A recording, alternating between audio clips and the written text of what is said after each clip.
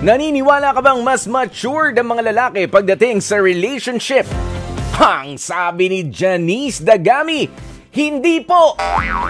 Meron talaga mga lalaki na isip bata, mas isip bata pa sa pakikipagrelasyon. Gusto nila bine-baby sila. Tampo dito, susuyuin agad. Tapos pagka ikaw naman ang galit o nagtatampo, pataasan ng pride. Kaya mas mature ang mga babae kesa sa mga lalaki. Papayag ba kayo doon mga brad?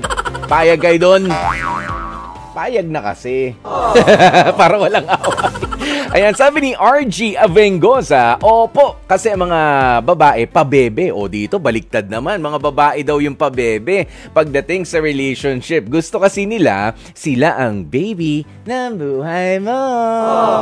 Lo, pati yung salita naman, naging pabebe. Marites Periabras. Uy, si Marites.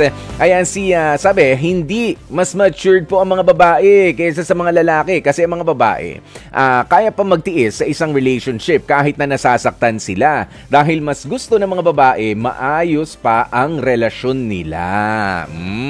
Sabi naman ni Darwin Rosel, hindi po. Oh, hindi. Sinasabi, mas mature daw ang mga lalaki kaysa sa mga babae sa relationship. Hindi, sabi ni Darwin.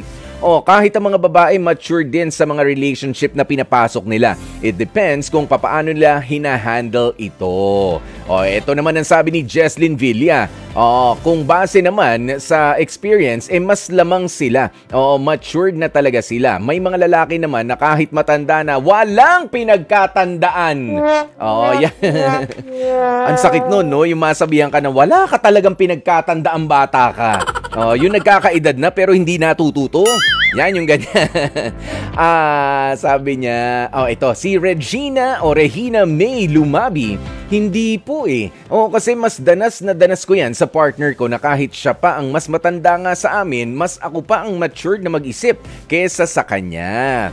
Samantala itong si Tess Sebastian, nako hindi po. Sa kadahilan ng marami pa rin mga lalaki na naghahanap ng kalinga ng isang ina. Kaya naman may mga lalaki pa rin nakikipagrelasyon sa mas may edad naman sa kanila. Ba?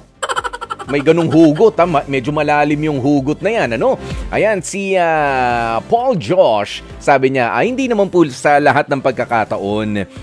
Depende yan sa personality ng isang tao kung paano nila i-handle ang isang relationship. Pabago-bago. At katulad nga ng inyong mga kasagutan, lalagay tayo syempre sa gitna. Doon sa depende, pabago-bago. Ayan, depende nga ho kasi sa exposure, mapababae ka, mapalalaki ka, o kaya naman doon sa experiences mo rin sa past relationship, o kaya naman hindi man sa past relationship mo, doon na lamang sa kinalakihan mo na bahay. Yung experience yun, yung nakikita nyong nanay, tatay, kung paano sila mag-handle ng kanilang relationship. Doon tayo kasi kumukuha ng idea kung paano tayo as a partner in the future. Ayan, depende sa ating depende sa ating exposure sa buhay o sa mga itinuro rin sa atin ng mga taong nasa paligid natin at nandun nga ang ating mga experience.